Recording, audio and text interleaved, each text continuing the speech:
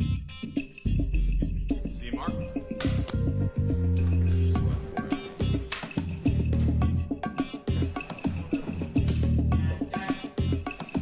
And has the potential to be able to lie and carry that off in a sort of a truthful way and use that to get the truth or to open people up or to disarm people. Then it's always a slightly uncomfortable process approaching Jane because there's this knowledge that at any second he could call you out.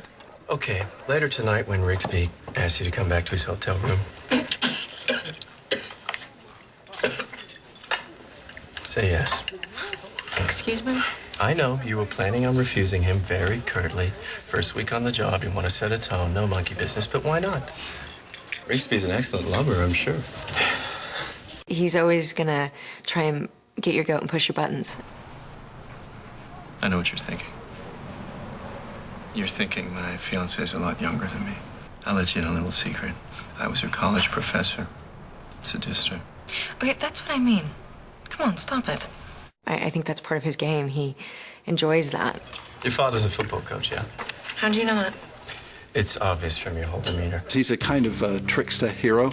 If you were talking about it in terms of, you know, the mythical archetypes, he's a Brer Rabbit type of hero, not a Thor, the god of thunder type of hero. I drew a lot from the idea of my character was a fake psychic, so he was fraudulent, in essence, a con man. So I love con characters. I love the idea of a grift, pulling the wool over someone's eyes. And I think Simon plays that to the full. You know, he has a charm and a playfulness in himself that feeds the vocabulary of that character. I spent a lot of time on YouTube looking at mentalism. What are you doing?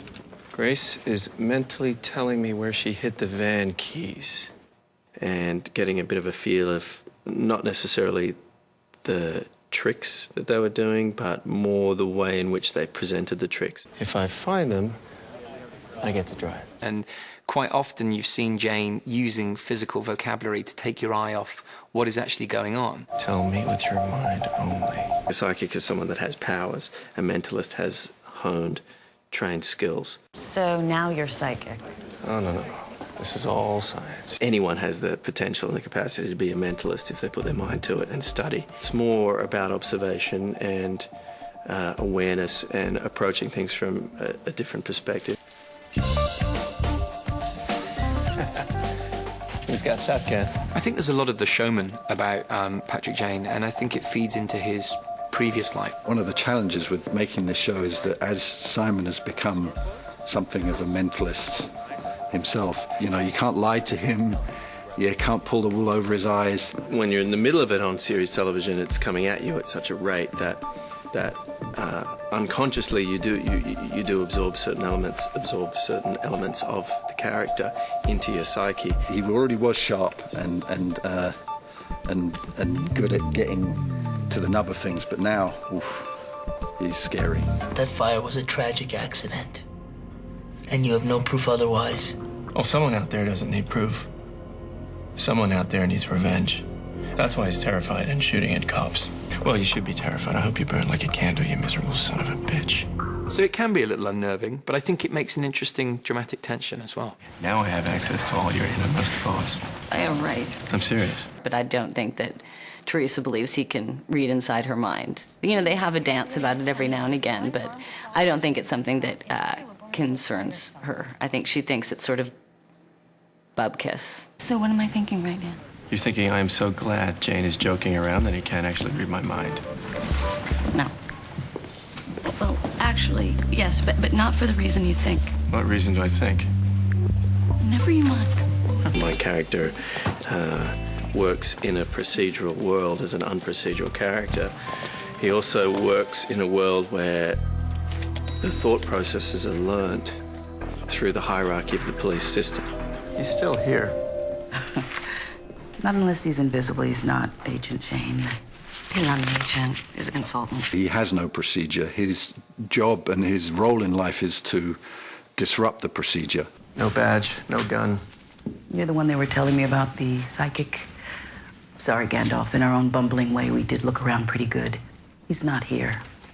He's here. And there's no such thing as psychics. Jane is the prodigy. He sees things, and it's quite humbling every week to admit that you're wrong. Or we've received orders for to sail back to Boston. And so nevermore shall we see you again. So I'm trying to empower everyone to think outside of the box in a world that is very much within the box. I'd like you to raise your hands above your heads like this. Teresa is somebody who sort of believes in the system and believes in the book and, you know, living by the book, and that's, you know, the way it goes, and that's what works. And he's somebody who's a complete nonconformist, he does everything he can to break the rules. One of you here killed Cara Palmer and abducted Nicole Gilbert. I want that person to lower their right hand now. Okay, usually gets a hit. Forget I even spoke. The toughest role to cast beyond Patrick Jane was Lisbon, because it's just on a technical level, it's a very tough role because it's essentially the Watson to Jane's Sherlock Holmes. I liked my role simply because I had never done anything like that before. I haven't played anybody who's really employed. You also need someone with authority. Flight 233 from Sacramento. Sorry. You checked luggage?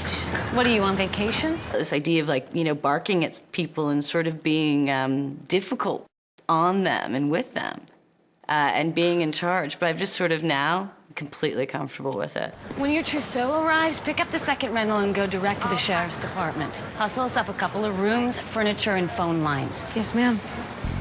Come on, let's go. I have absolutely no problem never saying please or thank you, not even addressing my subordinates by name. There's a barrier between them. There's a functional and a narrative barrier between them. Damn it, Jane, he's in a trance, isn't he? I feel like sometimes when I'm addressing him as, you know, he's like the naughty 3-year-old and he's driving me crazy. He hypnotized him. I was doing a favor for the organized crime unit. Those cowboys?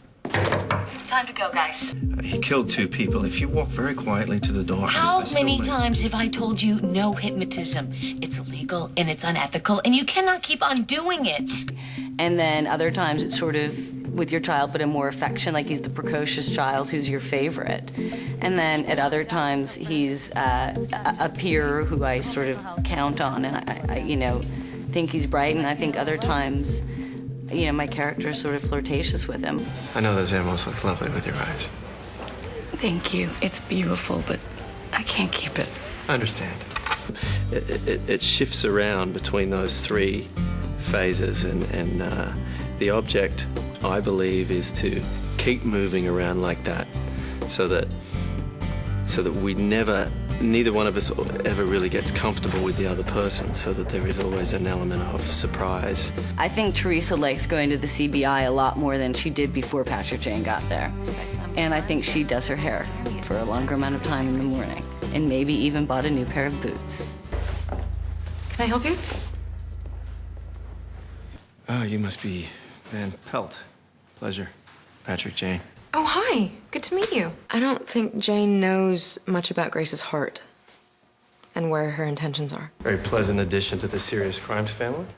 I think there's something very boxed in about Jane's perception of Grace. It's nice to be nice, but if you want to get ahead in life, sometimes you have to be a bitch. I know you know how. That she's sort of just this gullible, naive cop. I think you are psychic. You're just afraid to admit it. And I think there's more to Grace than that. She's had a tough job because she's the newbie, and a tough job also because she has to do romantic scenes with me, and I don't envy her for that. It's not that I don't like you. I do. It's just, we work together. It's sort of like, initially the wool is pulled over her eyes, and now suddenly things are becoming a little bit more clear, and things aren't as curtained anymore.